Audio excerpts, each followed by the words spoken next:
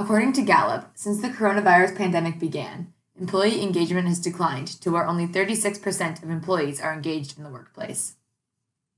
When employees are not engaged at work, they are more likely to seek out other employment opportunities.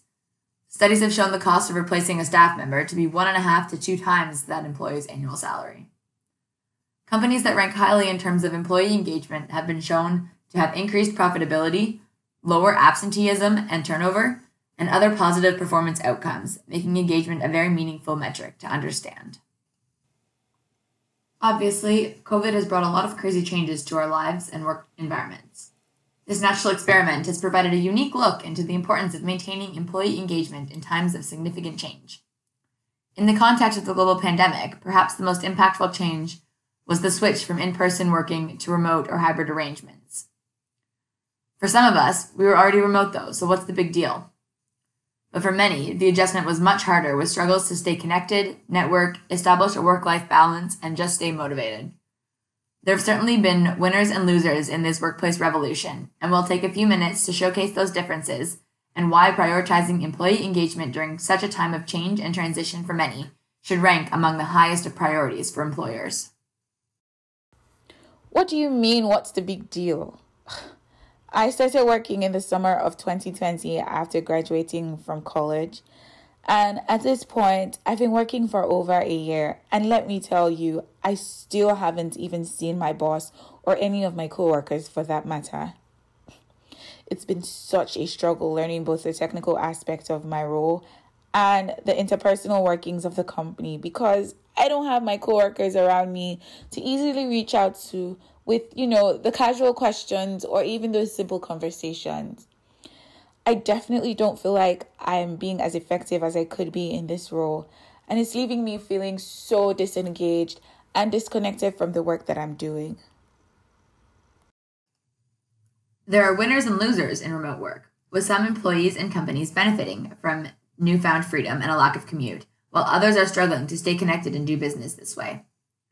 Winners include established, high-earning employees, as well as employees who are masters of online communication tools, like email and written Teams or Slack messages.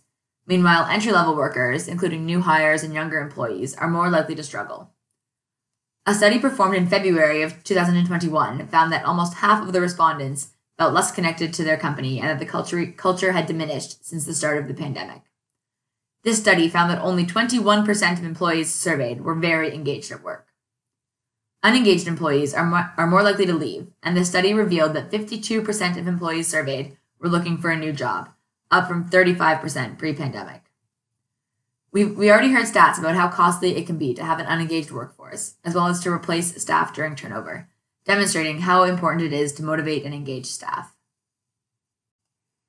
Some methods for creating and maintaining engagement with new employees include reviewing onboarding processes and making sure that they're relevant for remote employees, making sure that employees have the tools they need to succeed, providing flexibility, whether that's between in-person and remote work or allowing autonomy within an employee's day, keep engaged with employees through frequent touch points, providing opportunities to develop relationships, fostering an environment for employees to ask questions, setting up mentorships and providing connections, both for technical skill development as well as for career growth and personal skills development.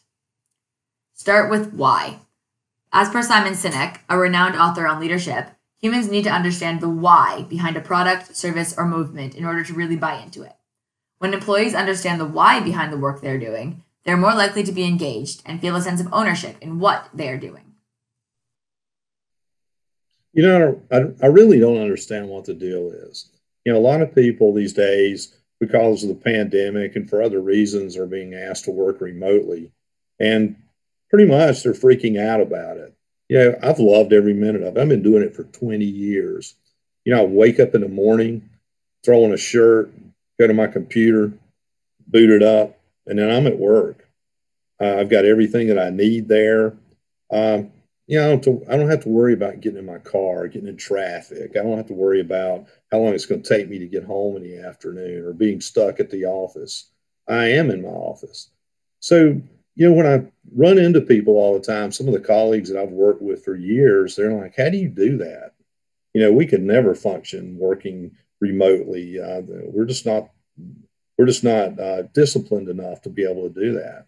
Well, in my case, I guess I am, and I love every minute of it.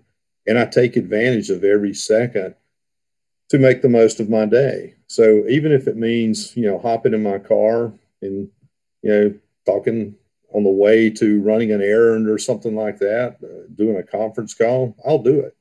Like I said, I love every minute of it. Much of the water treatment industry was already working remotely.